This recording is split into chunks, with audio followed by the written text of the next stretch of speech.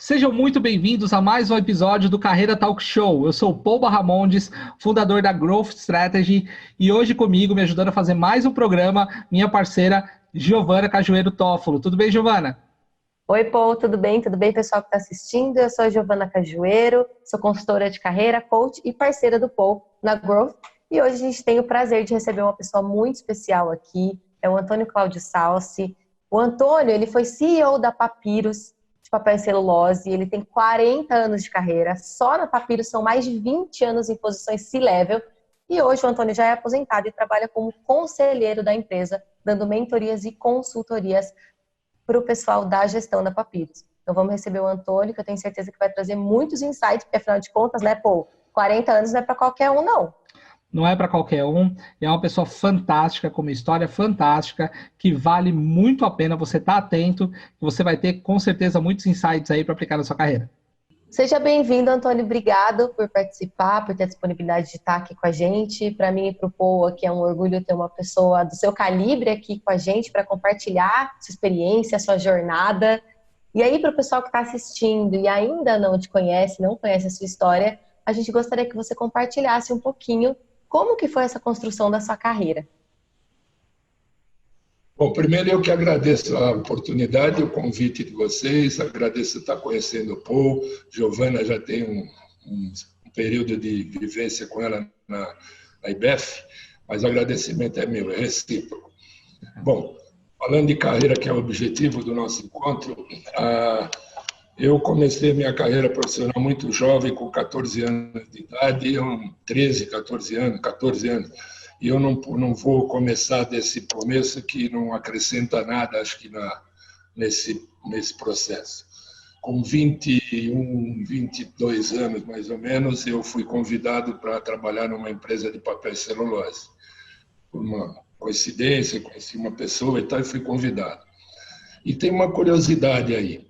Eu fui estudar Química Industrial motivado por um professor do curso ginasial, que eu ainda sou da época do ginasial, e meu professor de desenho, que eu nem sequer mais, infelizmente, lembro o nome, lembro da imagem, mas não do nome, e ele dizia numa aula que ele estava incentivando os jovens a procurar uma carreira técnica industrial e para aproveitar a oportunidade do excesso de recrutamento na Petrobras, que tinha sido fundado no início da década de 50, mas estava crescendo, né, nesse período que eu estava estudando. E eu confesso a vocês que eu nunca nem passei na porta de uma refinaria para entregar um currículo. Quer dizer, eu fui motivado aí para essa área, e essa área me deu oportunidade desse convite, que eu estava no setor metalúrgico, mas me deu oportunidade para o convite a ir para a área de papel e celulose e papel. E aí começa a minha história. Eu entro na empresa pela área comercial para fazer assistência técnica e começo a me envolver com o processo produtivo para poder fazer assistência técnica, levar e trazer necessidades e oportunidades para o setor industrial. E fui me cativando pelo setor. Era uma empresa familiar, morre o acionista principal e a família resolve assumir o negócio de uma maneira assim meio não profissional, vamos chamar assim, né? O filho do dono, o sobrinho do dono e tal. E aí eu recebo um convite deles para ir para a fábrica em Pindamonhangaba para trabalhar na indústria iniciando como um assistente do diretor industrial, que estava em processo de se aposentar, e esse é o primeiro grande desafio da minha carreira. Entro numa empresa fundada na década de 20, com um histórico de uma estrutura de gestão totalmente antiquada, né? Você imagina antiquada para a época que eu estou falando, imagina para hoje como é que seria, né? Então, não tinha um processo de profissionalização, nem de promoções por competência, por desenvolvimento. E tem uma grande curiosidade aí, que foi o grande desafio. Era uma empresa que tinha um time de futebol que disputava o campeonato amador do estado de São Paulo, que na época era um negócio que não chegava a se assemelhar com o Campeonato Paulista, mas, para ter uma ideia, a final do campeonato, logo que eu entrei na empresa, foi no Pacaembu, um jogo, fazendo a preliminar de um jogo que eu não lembro quem era o time que jogou depois, e era o final, e a empresa ganhou o troféu de campeão amador do estado. Então era assim, o goleiro, não lembro o nome também, ele era registrado na empresa e só ia lá em dias de treino. O centroavante era empilhadeirista na fábrica, mas ia sair no horário de treino para treinar. E só para não esticar muito, assim, dos 11 jogadores titulares, uns 8 estavam registrados na empresa. Olha que bacana. Jogavam e tal. Então, você imagina a dificuldade que você tem, porque logo depois eu entro como diretor industrial, no lugar da pessoa que eu fiquei como assistente, estava programado, e passo a ter esse desafio pela frente para tinha total apoio dos acionistas, mas é um desafio, porque tem uma política em torno disso, você imagina. Então, para desarticular essa estrutura de modelo que tinha dentro da fábrica, e uma fábrica importante na época, porque foi pioneira na produção de celulose no Brasil, era uma verdadeira escola, porque tinha máquina de tudo que é produto de papel, ela fabricava um pouco. Então, te dava uma universidade, aí conseguimos estruturar isso, a empresa começa a ganhar um novo rumo, e tal, em termos de gestão, e, por fim, os acionistas, pressionados por um empréstimo que foi tomado no BNDES, e estava com dificuldades para adimplir, estava inadimplente, e pressionado por essa questão, nós fomos forçados a vender a empresa para uma empresa do Rio Grande do Sul, e essa empresa entrou no negócio, neófita no negócio, mas tinha como intenção montar uma fábrica de papel na região de Porto Alegre, porque o gaúcho via, precisa importar papel de São Paulo, né? Então, vamos lá. E aí fizemos uma fábrica em Guaíba, eu participei do processo, participei desde a escolha do local e tal, e segui minha carreira dentro da organização. A empresa cresceu, a empresa se desenvolveu, e eu consegui ter uma oportunidade, apoiado por um dos diretores acionistas da empresa, hoje já é falecido, Nelton Desores, dá para citar o nome dos falecidos, né? Não dá, ele não vai mais falar nada mesmo. Né? Aí, apoiado por ele, nós montamos o primeiro curso técnico de celulose e papel do Brasil. Inclusive, eu dei por anos e anos a aula inaugural e fui agraciado com o Leão da Comunidade da Goiangaba por ter construído esse curso, ter participado da ideia da construção do curso. E o que me deixou muito satisfeito com isso foi que, durante a minha carreira, quantas vezes eu cruzei com algum garoto que tinha sido meu aluno. Né? E muitos deles com uma progressão assim, um deles na Universidade de Viçosa, fazendo mestrado na área de celulose, quer dizer, então é um motivo de muita alegria esse curso, que depois, por influência do ex-prefeito de Pindamonhangaba, depois governador de estado, Geraldo Alckmin, esse curso foi reconhecido pela Secretaria de Educação, e nós tivemos que transferir, porque o curso era num colégio que tinha dentro da Vila Industrial. Aí fomos obrigados, entre aspas, né, transferir para um colégio técnico que tinha na cidade, e eu confesso que, depois de um tempo, eu perdi o contato, eu não sei nem o que aconteceu com isso, se ainda existe. Aí ocorre, eu fiz carreira, me desenvolvi nessa empresa, na época não tinha o título de CEO, né, era o diretor superintendente. Né? Aí eu cheguei a diretor superintendente, vários anos e tal, e aí começa, vamos dizer, a primeira questão que talvez seja de interesse aí dos meninos que vão assistir isso, e sei lá para onde vai esse vídeo. Eu fiz uma disruptura com a minha carreira. Eu recebi um convite do Grupo Suzano para participar do processo de implantação numa fábrica no sul da Bahia, que tinha nome de Bahia Sul Celulose, e não tinha espaço, evidentemente, nem interesse da Suzano de que eu fosse como diretor, e eu fui para a empresa como um gerente divisional, com a missão mais significativa era participar da decisão e escolha de uma máquina de papel que se adequasse ao Brasil, em termos de custo, em termos de produtividade, em termos de produto.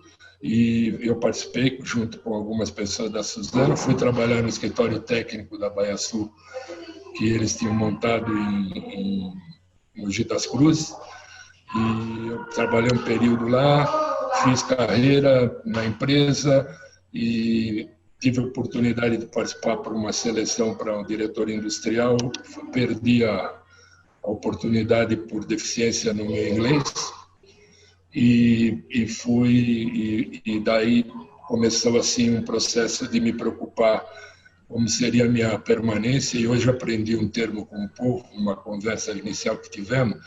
Eu era o pato gordo da história, né? Eu tinha uma equipe de pessoas, mas eu tinha um salário do processo de seleção lá atrás para me tirar de onde me tiraram. E isso me preocupou, e evidentemente eu não podia, tinha família para criar, para sustentar, e tinha assim algumas vaidades, vamos dizer assim. E você sabe muito bem que procurar emprego empregado é uma coisa, procurar emprego desempregado é outra, né? Vai aí mais uma sugestão. E aí foi o que aconteceu. Eu recebo um convite, então, quando eu saí para o mercado, anunciando alguma coisa, comentando, recebo um convite do acionista da Papyrus, Dante Ramezoni, que me convida para ir como diretor na empresa, e depois acabei, mas já estava dentro de um projeto isso, e acabei ocupando o cargo de CEO, aí sim, e também com a missão de profissionalizar e de preparar um dos filhos, ele tem 3 filhos homens, preparar um dos filhos para dar sequência na empresa, para perenizar a empresa. Infelizmente, nós não chegamos a bom termo, filhos de Dante e a diretoria e tal, e nós conduzimos a empresa, eu fiquei na empresa até 2017, e 20 anos na empresa, e depois resolvi me desligar, e hoje sou membro do conselho e dou uma consultoria, uma assessoria para a diretoria executiva que ficou. O modelo que foi adotado por opção do acionista, eles adotaram um modelo de gestão compartilhada, são 3 diretores, eu era o CEO dos 3, e daí fiquei como assessor deles, e hoje a empresa está indo, vai muito bem. O modelo, eu mesmo tinha minhas dúvidas, né? Mas acabei me convencendo, a coisa foi feita com estudo, com profundidade, foi feito benchmark de modelos, inclusive fora do Brasil, no Brasil, com 2 empresas que adotaram um modelo parecido, 3, aliás, a VEG, a empresa lá do Rio Grande do Sul, que me escapa o nome agora, e a Techfil em Guarulhos, que adotaram esse modelo, e uma empresa internacional da área de papel e celulose também tem um modelo parecido, e isso tudo convenceu o acionista e a mim próprio, senão eu não teria aceito ficar no processo, e está indo bem. Então, essa é a história assim, mais resumida que eu consigo do que foi a minha carreira. E sou formado em Química Industrial, todo mundo pensa que todo mundo me chama de engenheiro, embora não tenha muita diferença um curso do outro, né? Os primeiros 2 anos é básico, são iguais e tal, mas eu optei por Química Industrial, e influenciado pelo meu professor de desenho, né? e é uma outra história aí, mas deixa ela para trás. E, enfim, e é isso que eu tenho para declarar para vocês nesse momento, e estou aberto aí para perguntas, ou para comentários, ou para, sei lá, fica a critério de vocês. Nossa, que história fantástica, Antônio. Olha, sensacional conhecer um pouquinho dessa trajetória, né? Que é uma trajetória um pouco diferente dos dias atuais, né? Esse mundo VUCA, né? Cada vez mais complexo, ambíguo. Então, vamos dar uma paradinha para a gente poder só dar uma depurada nessa história. E aí eu já tenho aqui, a cabeça está fervilhando de perguntas para a gente poder explorar um pouquinho aí sua trajetória profissional. Então, só um minutinho, a gente já volta no intervalo. O mundo mudou. A forma como trabalhamos e aprendemos nunca mais será a mesma. Você está preparado para este novo mundo? Quais são as estratégias que você vai utilizar para entregar resultados e se destacar em um mundo cada vez mais digital? Para crescer na carreira, você precisa ser um profissional de alta performance e estar próximo de pessoas com os mesmos objetivos que o seu. Conheça o Clube dos Profissionais de Alta Performance. São lives semanais no formato Masterclass. A experiência de grandes executivos, mentores, especialistas e profissionais do mercado. Agora, todo o conteúdo das aulas disponível para você acessar onde quiser e onde estiver, e durante o ano todo. E mais, materiais complementares, mentorias em grupo e totalmente online. Bate-papo com executivos e especialistas, entrevistas e benefícios exclusivos. Você vai turbinar a sua carreira com habilidades comportamentais para aplicar imediatamente na sua profissão. Vai descobrir como se destacar na empresa e no mercado, gerando resultados extraordinários. Fique por dentro das ferramentas mais atuais e importantes do desenvolvimento de carreira. Assine já clube.growthstrategy.com.br.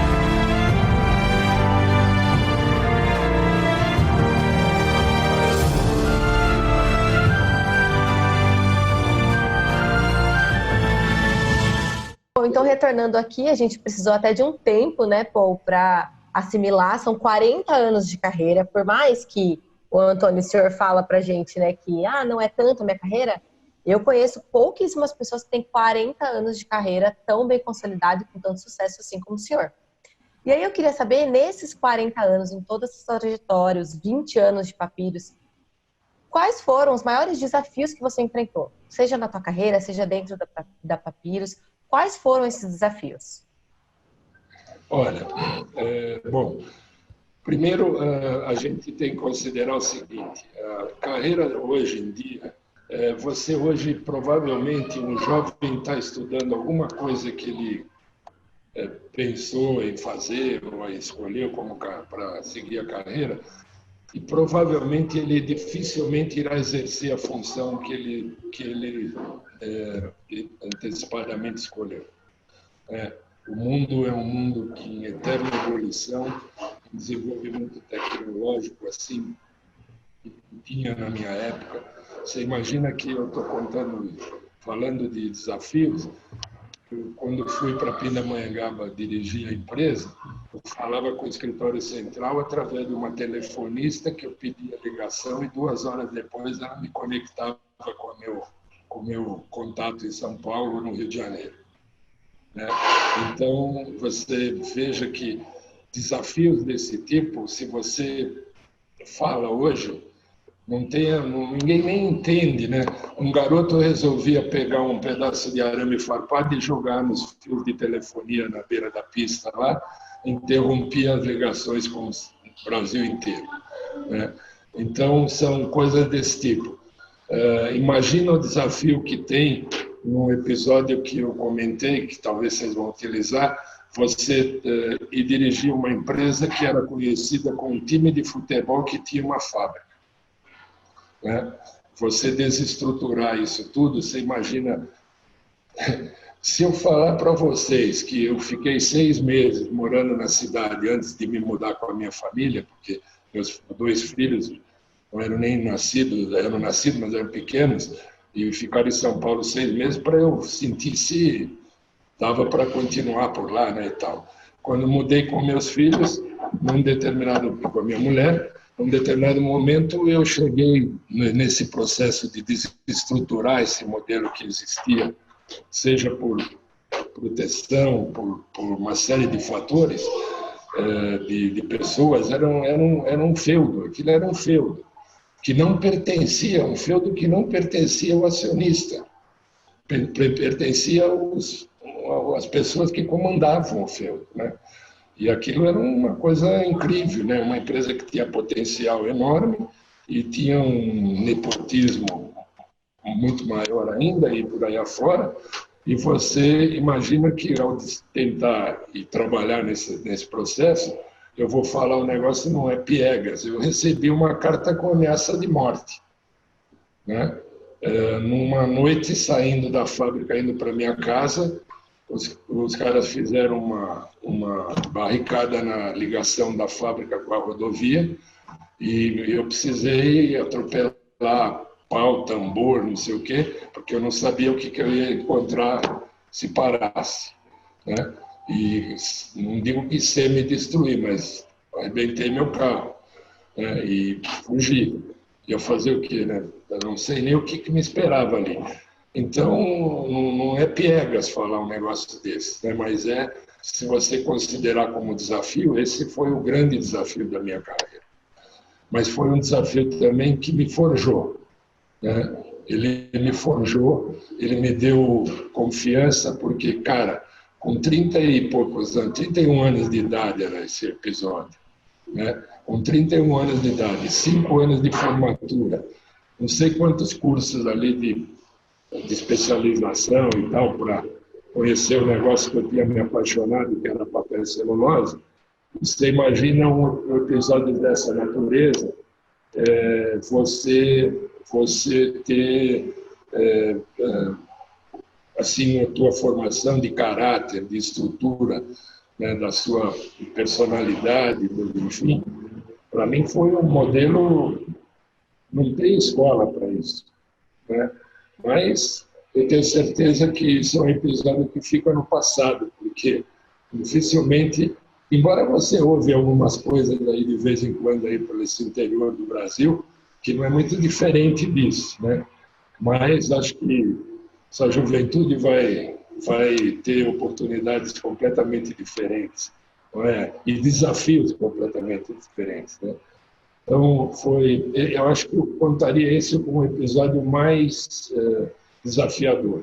E o segundo episódio que eu posso mencionar foi a decisão de dar um recuo na carreira, contrariando o ditado espanhol que diz um passo atrás nem para tomar impulso. Eu dei um passo atrás, consciente do que estava fazendo, né? E também encontrei, assim, um desafio de uma forma totalmente diferente, porque quando eu cheguei na empresa, uma pessoa do RH me falou: essa é sua mesa, que é sua cadeira, a secretária é pool, é fulana, do pool aí dos gerentes e tal, e aí eu comecei a montar uma equipe, quer dizer, então completamente o inverso, né? Daquilo de desmontar uma estrutura e fui para um lugar que eu montei uma equipe e que deu conta do recado, trabalhamos. Eu, quando fui me desligar da empresa, me parece também jogar confete e entrar embaixo, mas eu recebi, assim, apelos, eu chamaria, tanto do presidente da empresa, Murilo Passos, para permanecer na empresa, ou então ir para o Grupo Suzano. Depois fui entrevistado pelo Sr. Max Pfeffer, para permanecer e tal, e eu já tinha me comprometido com ir para Papiros, e aí vem um pouco daquilo que eu chamo do caráter que me forjou, que me modelou, quando eu tive a coragem de recusar a oferta do Sr. Max Pfeffer, que não era brincadeira. Está aí o patrimônio que ele construiu, iniciou a construção, né? Todo mundo sabe, já a maior empresa de celulose do mundo. Então, e dizer não para um homem desse não era fácil. E eu disse não porque eu já tinha um compromisso assumido, dado a palavra. E aí fui, me foi solicitado para indicar meu sucessor. Eu escolhi uma pessoa da minha equipe que eu já tinha avisado para ele 6 meses antes que eu ia me desligar da empresa e que eu ia indicá-lo se fosse solicitado para indicá-lo, e desde que ele mantivesse o sigilo. Essa era a primeira condição. Eu estava fazendo, além de preservando uma imagem minha, estava fazendo um teste com ele, o último teste. Indiquei esse profissional, ele foi aceito, deu uma sequência ao trabalho, profissional brilhante, está aí no mundo do papel celulose também, chamado Fernando Manrique. Eu acho que esses ilustram meus 2 grandes desafios, né? E depois o desafio da Papyrus, né? Modelar uma empresa também para sair do estágio familiar e levar para o estágio para uma profissionalização também não é fácil, mas nessa questão eu pude contar com o compromisso de uma pessoa que eu não deixo de admirar, que chama Dante Ramezoni, que é o presidente da empresa até hoje, do conselho, e ele assumiu o compromisso de que era mesmo para profissionalizar e cumpriu o compromisso. Isso eu não posso deixar de mencionar, que também foi um desafio. Enfim, e tem alguns tropeços, erros que eu cometi no processo, tanto numa empresa quanto noutra, quanto na atual, nas 3 empresas que eu convivi no setor, cometi erros. E uma coisa que eu aprendi na vida, que não foi fácil, é que você deve reconhecer o erro que cometeu, procurar encontrar soluções e não jogar a responsabilidade para ninguém, desde que o erro tenha sido seu, efetivamente. E quando eu chamo erro, se uma coisa que alguém me trouxe como uma oportunidade, uma necessidade, e eu aprovei, e não deu certo, o erro é meu, não é de quem me trouxe. Eu que não soube a escolha, a decisão. Isso foi uma questão que eu aprendi e não foi fácil no começo você ter a postura de não responsabilizar alguém. E eu tive como modelo, enquanto gestor de pessoas, o seguinte: as advertências, as broncas, né, que eu sempre dei nas pessoas, sempre foram em particular. E os elogios, nas maiores vezes, sempre foram em público. Né? De modo que esse foi também uma questão, e eu posso dizer que eu tenho a satisfação de receber uma homenagem quando me desliguei da Papyrus através de um cartão de prata, uma mensagem que eu não quero nem falar aqui, porque primeiro que eu não lembro. Eu lembro do tempo, se eu for pegar para ler, não está aqui, está no meu escritório, e eu vou certamente me emocionar. E a mesma coisa aconteceu quando eu me desliguei das outras 2 empresas. Eu, no ano de 2000, eu ganhei um prêmio, uma nomeação no setor de celulose de papel, de uma entidade de classe de celulose de papel, como o líder do ano do setor. E eu tive a oportunidade nas 2 vezes, nessa oportunidade, as 2 empresas que eu tinha passado estavam presentes com a diretoria no evento, que foi a entrega do prêmio, foi na Fiesp, assim como estava o pessoal da Suzano, e eu já estava na Papyrus em 2000. De modo que eu também recebi lá a homenagem das pessoas e tal. Eu acho que esse é o legado que eu deixo para o setor, né? Eu não sei se nós já gravamos isso, eu também não digo como desafio, mas como um legado. Eu tive o apoio da primeira empresa que eu trabalhei para montar um curso técnico de papel e celulose em Pindamonhangaba, e que foi uma história de sucesso. Eu depois dava aula inaugural e falava um pouco para aquela juventude. E durante a minha carreira encontrei tanta gente que passou por aqueles bancos, que estavam à frente, inclusive em termos de currículo acadêmico, de mim mesmo. Um jovem que era filho de um senhor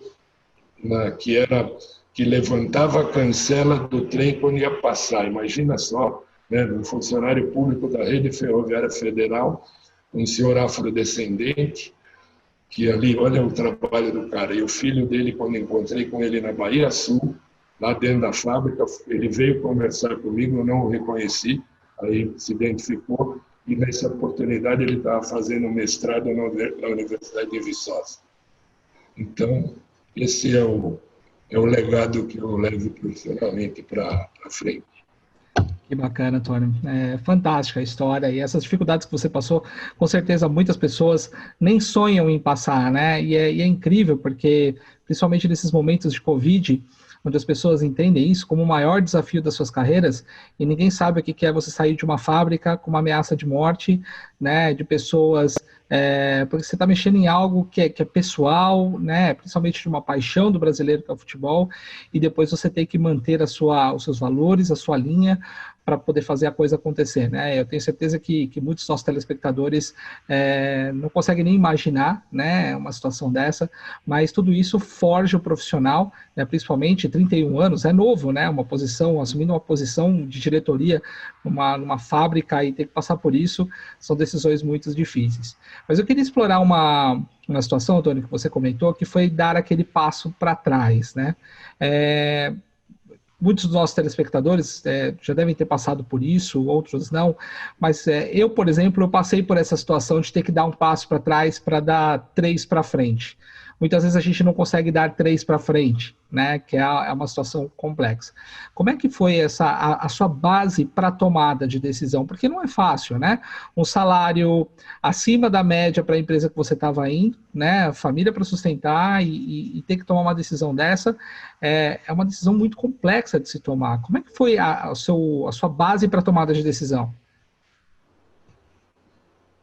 Se eu disser que foi baseado na sorte, eu estaria traindo meus princípios, porque o meu princípio de sorte, eu me louvo num tenista americano, que ao perguntar, também não lembro o nome, mas que alguém queira consultar o Google, quando ele perguntado o que ele dizia da sorte dele de ser campeão, ser primeiro do ranking, e a resposta dele foi: quanto mais eu treino, mais eu jogo melhor. Então, não tem nada a minha sorte é treinar. O que me embasou para fazer isso? O desafio e a oportunidade que tinha por trás desse convite. Eu já tinha recebido o convite para ir para trabalhar na fábrica da Bahia Sul. Mas eu confesso, na montagem, no processo de montagem, porque bem antes de operar. E eu não aceitei o convite porque isso implicava eu morar em Mucuri, no sul da Bahia. Eu tinha filhos em processo de estudo, de escola, e se ia demandar eu ir me ausentar, me distanciar da família, e não era hora. Aí, num determinado momento, a Bahia Sul, que era só fábrica de celulose, até o próprio nome chamava Bahia Sul Celulose S.A., ela decidiu que colocar uma máquina de papel. E foi nessa oportunidade que eu recebi o segundo convite, e que não implicava em morar em Mucuri. Eu chegava a passar 15 dias lá, hospedado numa pousada e tal, mas não implicava em morar. E aí, a pessoa que me formulou o convite foi o Dr. Boris Tabakoff, o primeiro convite, e daí o segundo convite eu recebi de um diretor da Bahia Sul, Rogério Ziviani. E quando eu conversava com o Rogério, o Dr. Boris entrou na sala e perguntou: bom, quero ver qual vai ser a desculpa agora. Né? Porque a outra eu dei que eu não queria morar em Mucuri, né? Então... Não foi bem o convite, né? Foi quase uma ameaça, na verdade. Uma intimação, né? O Boris, como eu conheço, e tem gente que conhece muito melhor, está aí já com uma idade avançada, mas ativo ainda, escreveu 2 livros sobre a história dele, E, enfim, ele é um homem que é assim mesmo. Ele é provocativo. Eu vou contar um episódio do Dr. Boris, se me permitirem. Por favor. Com a resposta, mas eu volto para a pergunta sua. Num determinado momento, eu estava no escritório em São Paulo, o Dr. Boris me chama para a sala dele, ele era o CEO, e junto com o Rogério, que era quem me convidou para ir para o segundo convite, e aí ele me disse o seguinte: olha, eu tenho um convite para fazer uma palestra na Universidade da Bahia, e eu não posso ir, né? E vai ser sexta-feira agora, será quarta. Está aqui o convite, está aqui a carta de nomeação de você como meu representante, e já está reservado o seu lugar no hotel. E aí eu falei: mas o que o senhor quer que eu fale? É tema vai ser falado sobre desenvolvimento, sobre a influência da Bahia Sul no desenvolvimento do sul da Bahia. Eu falei: mas o senhor me dá algumas dicas? Ele falou: vai lá e faz a apresentação, pô, estou te mandando. Entendeu? Então, você chega lá, tem a imprensa inteira da Bahia, né, escrita, falada, televisiva, uma entrevista coletiva e tal, e depois vou lá na Universidade da Bahia, 450 pessoas na plateia, e falar sobre a influência da Bahia Sul no Geônidas Sul da Bahia. Então, esse era o Dr. Boris. Foi bem isso mesmo. Foi a mesma intimação que ele me deu naquela oportunidade. E agora, olha a desculpa, né? Então, a motivação, pô, foi assim: pessoas desse nível estão me convidando, não é por acaso.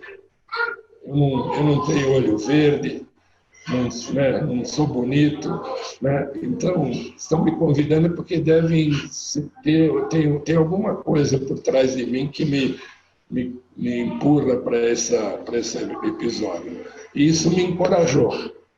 E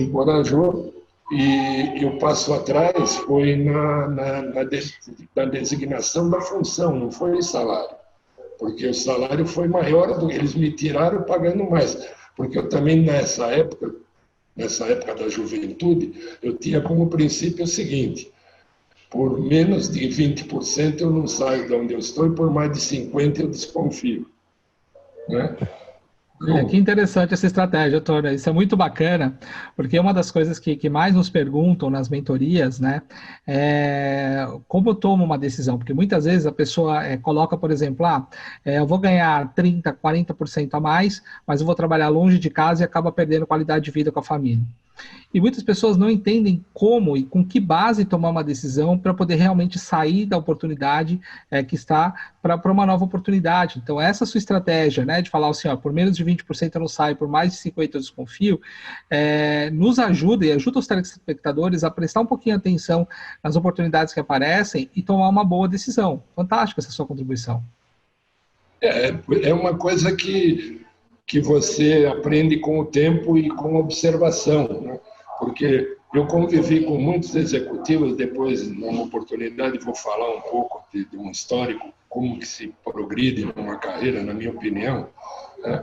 E eu convivi com muitos executivos que permaneceram, foram atrás do dinheiro. Eu não vou citar nomes dessas pessoas, eu acharia uma indelicadeza, né? Tem um caso tipicamente na Bahia Sul, que quando o Boris saiu foi um executivo de carreira fora do setor, e o cara foi atrás de valores e não ficou um ano na função, né? Então, quer dizer, isso já tinha acontecido para mim, a decisão, mas também tive casos anteriores que aconteceram isso. Você observava as pessoas irem atrás de salário e de benefícios e de status e coisa do tipo, e depois não é compatível com o processo, tem toda uma política por trás disso, e não vou dizer que eu não tive política em todas as empresas, convivi com elas e aprendi como que se supera a política.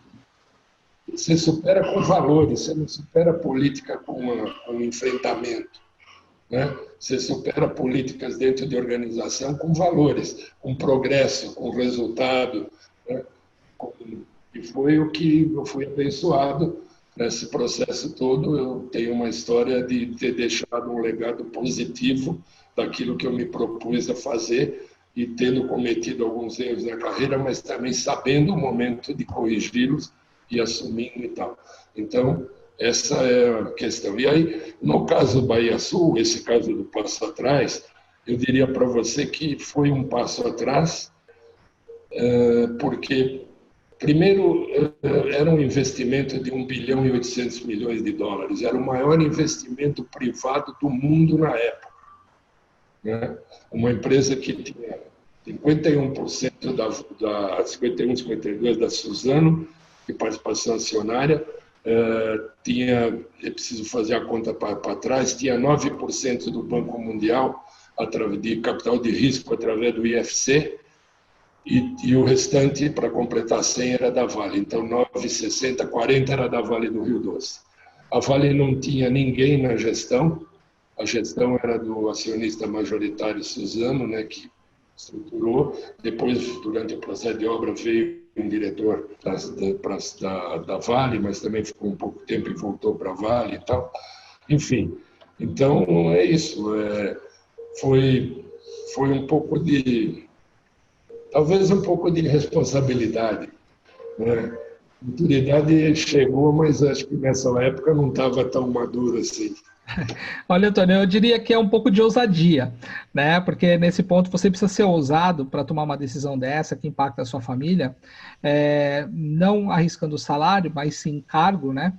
Porque se você pegar hoje, nos dias de hoje, um headhunter poderia pensar, poxa, por que ele deu um passo para trás? Não se sustentou na posição anterior? Então, assim, é uma ousadia que foi importante porque foi um passo, pelo menos percebendo no seu discurso, que foi um passo primordial para a sua carreira, para que viessem coisas melhores no futuro, né? Isso é muito interessante.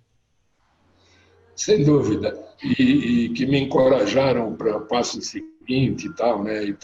E é que você é mais simpático para a colocação. Eu já falei responsabilidade, você para designar, para identificar as coisas. Mas é isso. É uma história. Acho que isso conta um pouco da minha história e das minhas relações e da busca de resultado. Mas eu amadureci e daí eu comecei a ver que a vida tem outros valores e não foi fácil o meu desligamento da Papyrus. Se eu quisesse, eu estaria lá até hoje. Né? Não tinha o mesmo episódio do Pato Gordo, né, para Papyrus. Né? Porque, embora eu fui... Vocês não vão acreditar, porque tem um fato para eu ter ido nesse desafio. E não é segredo para ninguém. O Dante estava recém-operado de um câncer gravíssimo e ele me chamou em convalescência no apartamento dele e disse, eu já tinha sido convidado para ir para Papyrus lá atrás, mas eu achava que não era ético ir para uma concorrente da empresa que eu trabalhava em Pindamonhangaba e não aceitei o convite. E dessa vez ele me falou, agora eu preciso de você, te conheço, sei do teu trabalho e tal, porque eu não sei se eu volto para a empresa. E você receber, e nós éramos amigos, né, nessa época. Somos até hoje, nós éramos amigos, e eu recebi aquilo como uma questão. Eu estava procurando um lugar para ir, para sair da Bahia Sul, mas não era bem esse que eu queria. Mas esse foi uma coisa comovente. Né? Você recebeu uma coisa assim. Graças a Deus, ele se recuperou, voltou para a empresa. Eu tinha acertado uma série de detalhes com ele. E aqui eu vou mencionar um aprendizado que eu tive num curso que eu, se for possível, falarei mais para frente. Eu aprendi nesse curso com o Luiz Paulo Ferrão, da TEC.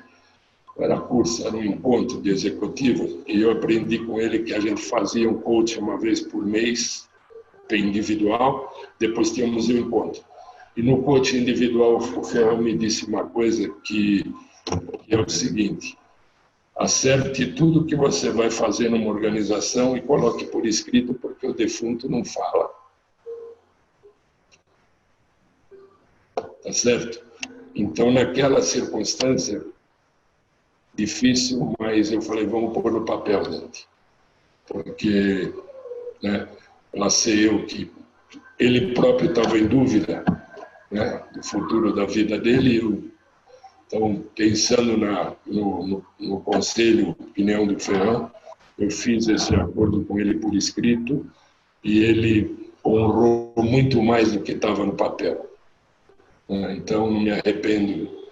Talvez pudesse ter ido para outra empresa, sei lá onde, mas não me arrependo nem um pouco de ter ido para Papiros e, sabe, o tratamento, o carinho com a minha família. Eu tive um episódio de saúde, não sei se a Giovana conhece isso. Eu tive um dia 25 de dezembro de 2015, eu aqui na chácara onde nós estamos falando, eu tive um episódio cardiopulmonar, fui internado no hospital, fui transferido para o Sírio-Libanês por influência da família da Papiros, dos acionistas, e fiquei internado 20, não sei quantos dias no Sírio, sendo que dos 20 dias, 12 em UTI. Eu tive uma parada cardíaca de 4 minutos, não é piegas o que eu estou falando de novo, mas o apoio que eu recebi, que a minha família recebeu nesse episódio, é uma coisa assim que não tem preço, não tem preço. Né? O médico que me tratou, o chefe da equipe que me tratou, ele é um médico particular, é o médico do Dante Amenzoni, e que ele que me internou, me acompanhou. Imagina que você passar por um episódio desse em pleno Natal e Réveillon, né? Ficou um negócio inesquecível e um negócio de uma gratidão imensa, porque, como eu falei, não importa que eu fui com um salário igual da Bahia Sul, porque é assim que nós tratamos a minha ida, depois tinha uma perspectiva que foi obedecida, enfim, e fora o que recebi de gratificação muito acima daquilo que estava combinado em termos de reconhecimento e tal, para falar da questão financeira, que também é uma coisa que move o profissional, né? Eu acho que eu não conheço nenhum profissional que trabalha por diletantismo, né?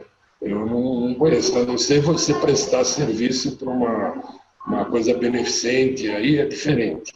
Mas na função de executivo, com aquele estresse todo, com aquela questão toda dos episódios de comandar uma organização, eu não conheço ninguém que trabalha por diletantismo, no duro mesmo. Então, quando eu falo de financeiro, é porque acho que isso faz parte, né, da vida de um profissional. E faz total sentido, porque muitos profissionais hoje, né? Hoje nós estamos na época do propósito, né? Todo mundo só quer trabalhar por propósito. Sim. E o pessoal fala assim, mas dinheiro não é o que move a minha vida. Na verdade é o seguinte, é o que move porque você precisa pagar a conta. No final das contas é isso que acontece, né? Você pode até procurar seu propósito, encontrar o seu propósito, mas um dos fatores que mais desmotiva os profissionais é quando ele percebe que todo o sangue que ele deu na empresa não se reflete no salário. Então não é piegas, não. Eu acho que é totalmente alinhado.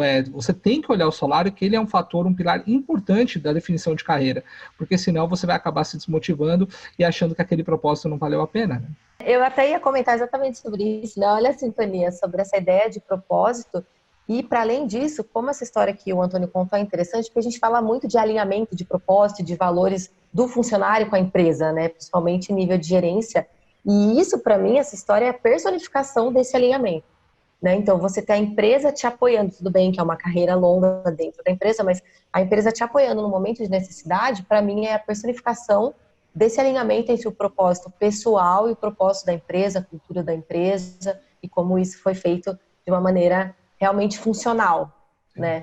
E é nesse momento que a gente vê quando a empresa coloca os valores dela em prática, porque deixa de ser mais um funcionário para olhar de forma individual. Isso é muito importante, né? E que acaba justificando toda essa dedicação do Antônio para essas empresas, né? Isso é muito importante.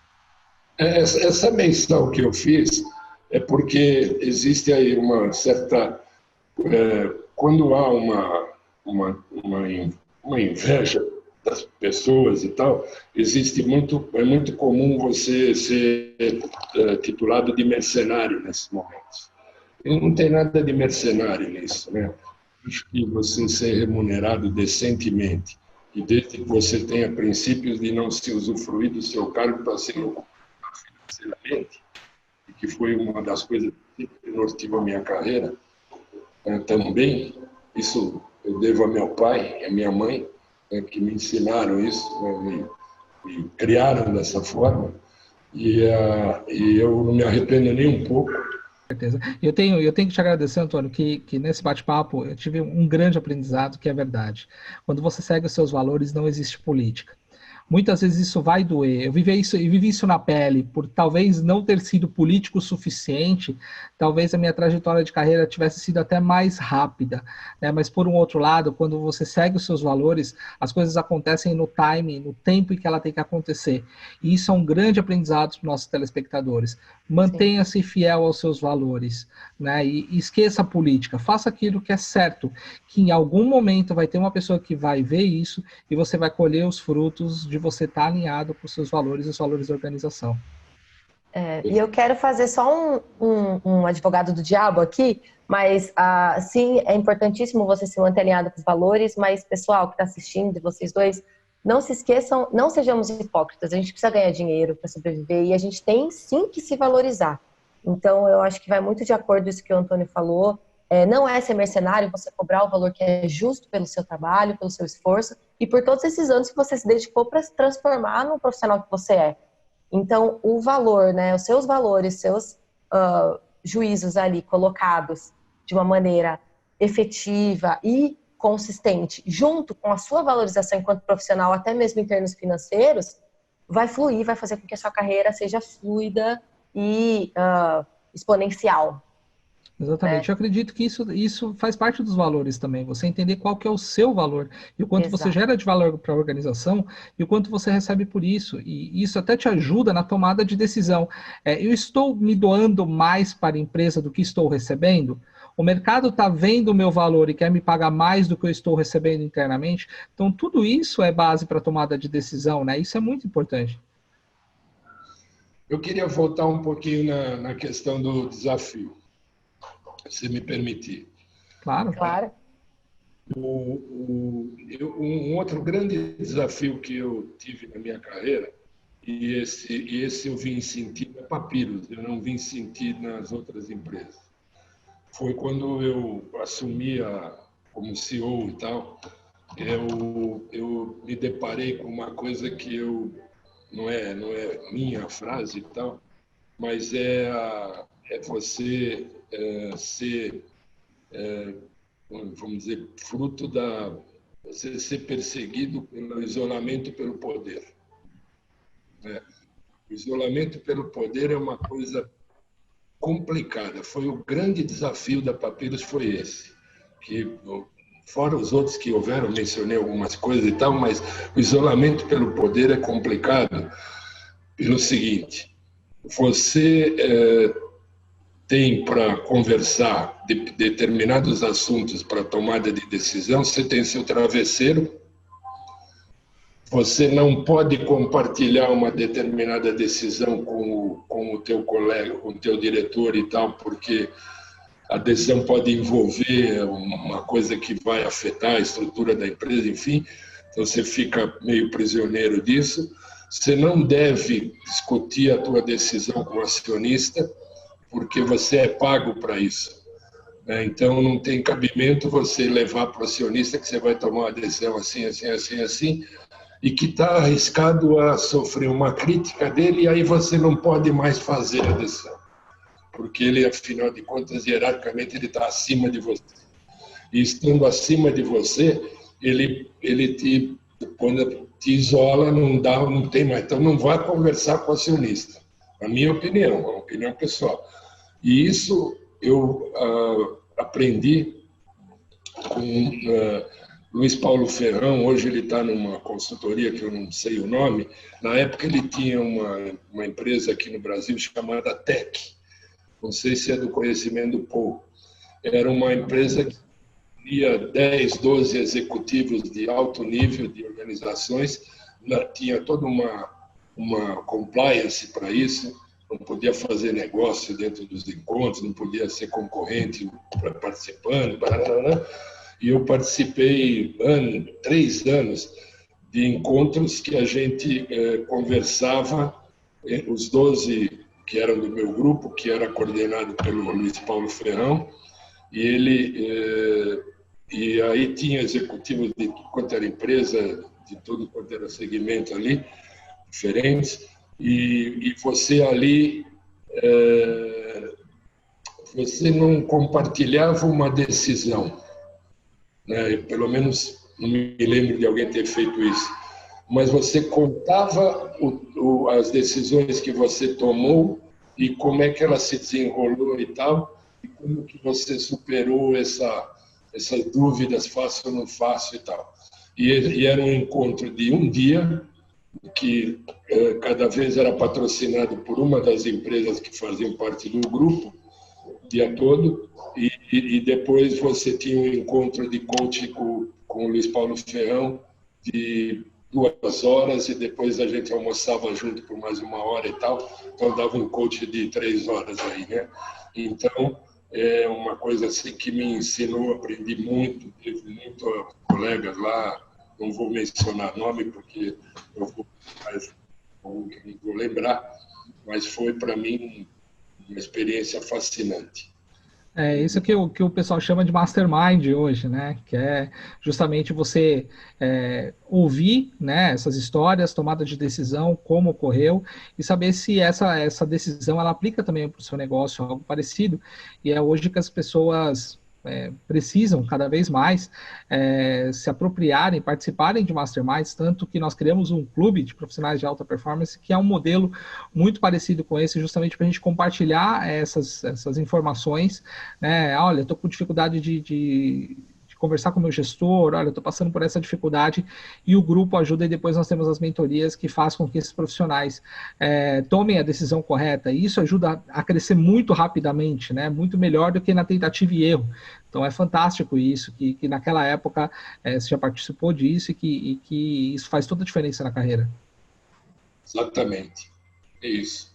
Ô, Antônio, deixa eu mudar aqui de assunto para a gente já ir encaminhando, infelizmente, para o final. Mas fala pra gente um livro de cabeceira, que é um livro que te influenciou, um livro que você já leu, que você gosta, que você indicaria aqui para que a gente possa ler também. É um só? Pode ser vários. A Lanterna na Popa daquele ministro Campos. A história da vida, da biografia do Churchill. Eu citaria... Tem algumas Fogueiras da Vaidade. Foi livros que não sei se eu posso mencionar como livro de cabeceira. O livro de cabeceira verdadeiro meu mesmo é a Bíblia. Porque eu abro a Bíblia todo dia antes de dormir num lugar, com uma página qualquer, e leio alguma coisa e eu faço novamente na manhã quando eu levanto. Abro aleatoriamente, talvez seja meu verdadeiro livro de cabeceira. Mas os livros que eu admiro, né, esses que eu mencionei, assim, pelo histórico, pelo conteúdo e tal. Ah, que fantástico. A biografia do Churchill eu li e valido, porque realmente é uma aula, né? É uma aula, é uma pessoa que é importante você estudar a história dele, e é muito, muito bom mesmo. Antônio, e se você tivesse que dar uma dica para os nossos telespectadores, para eles acelerarem a sua carreira, para eles poderem ter resultado na carreira, que dica que você daria?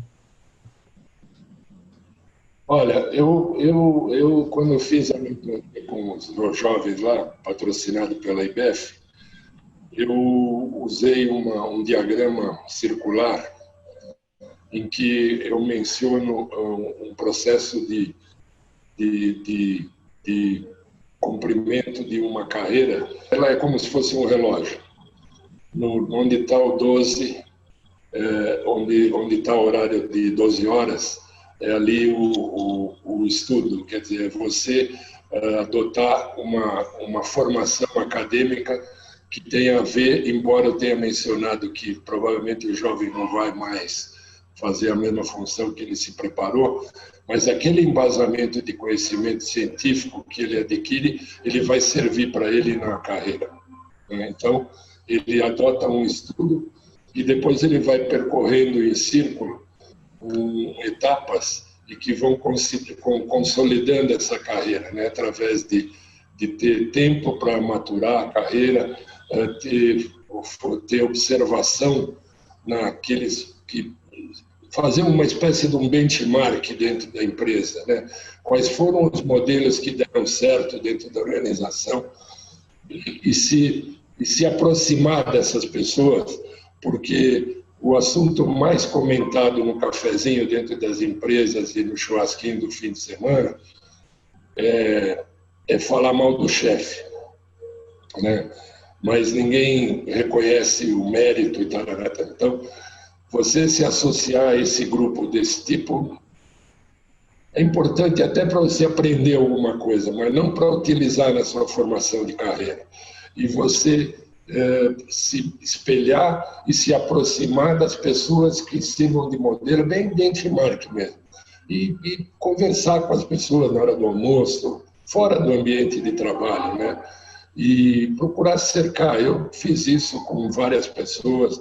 Eu tenho um cara que infelizmente falecido, Sebastião Pereira de Brito, que eu considero meu pai profissional, né? Porque era o cara que eu ia buscar opinião e que fui buscar opinião quando fui embora para Bahia Sul.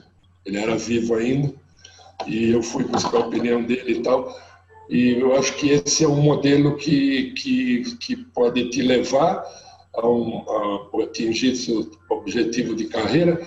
E quando chegar nas 12 horas, não esqueça que isso é um modelo circular.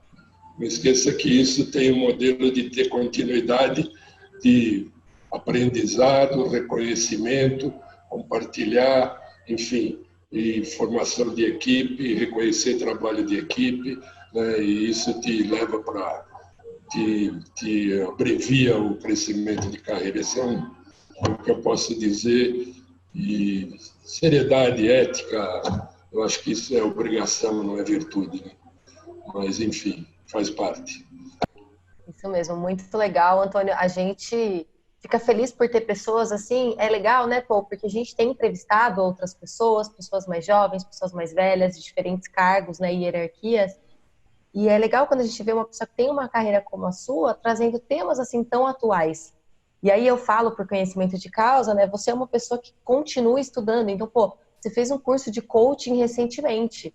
Você já tem uma carreira pronta. Não era algo que você precisava fazer para crescer, mas você fez para crescer enquanto pessoa. E aí, quando a gente fala, né? Quando eu falo que te admiro, é nesse sentido. Esse legado que você continua construindo, mesmo já tendo um legado pronto. E isso, para mim, é o maior aprendizado que eu tive com você. Eu tive esse aprendizado também com o Paul, mas é um aprendizado intrínseco aí, né? Até mesmo nesse seu conselho, nessa sua dica, que é muito válido para a gente, para quem está assistindo, né, Paul? Eu costumo dizer assim para as pessoas, Antônio, que a gente deveria andar com uma plaquinha escrito em construção. E você justamente trouxe isso de que você, não importa quantos anos de carreira você tem, você precisa continuar se construindo como pessoa, né? Então isso é muito importante, enxergar numa pessoa que assume isso, né? Estou sempre aprendendo e crescendo como pessoa e como profissional, uma carreira mais do que consolidada, mas você percebe o legado que você deixou, a paixão que você deixou, a importância dos valores. Realmente foi um bate-papo muito rico. Os nossos telespectadores aí têm que assistir mais de uma vez para se apropriar de todos esses conceitos que você trouxe. Gratidão pela sua participação e por compartilhar essa história e por participar desse projeto, né, que é o Carreira Talk Show, para levar essas histórias inspiradoras para os telespectadores, eles verem que uma carreira ela é feita de decisões, né, e que muitas vezes essas decisões são duras, mas que elas precisam ser tomadas para que você tenha resultado. Algumas decisões serão certas, outras erradas, mas isso faz parte da vida, né? Eu costumo dizer que a gente não erra, a gente aprende, uma hora a gente acerta, outra hora a gente aprende, e é assim que a gente cresce como pessoa. Exatamente, é bem isso. Obrigado, Antônio. Inclusive, Obrigado pela sua né? participação. Inclusive, só para falar uma frase para fechar, o Antônio conhece você também, né? Pô, o Tony Robbins, né? É guru aí da programação neurolinguística, muito conhecido no coaching, e ele tem uma frase que é exatamente essa, né? Não existem erros, existem feedbacks.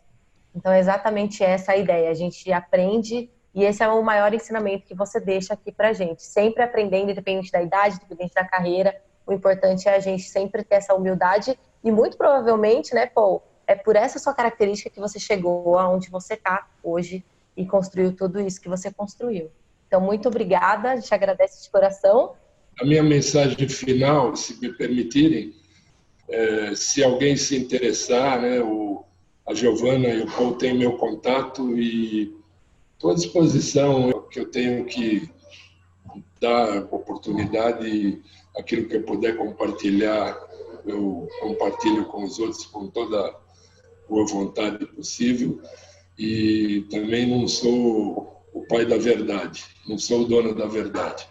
Eu disse que durante essa entrevista, eu acho que eu aprendi mais do que transmiti, e durante a minha mentoria, eu também disse isso no encerramento, né? Eu disse que eu aprendi mais do que transmiti para aquele grupo de jovens. Com certeza que aquilo me motivou a ir ler 2 ou 3 publicações, um livro a mais, né? E isso é legal. Eu tô ainda naquele processo circular lá. Eu encerrei, está bem selado esse encerramento. Fantástico, fantástico, Antônio. Obrigado mais uma vez pela sua participação e até o próximo Carreira Talk Show.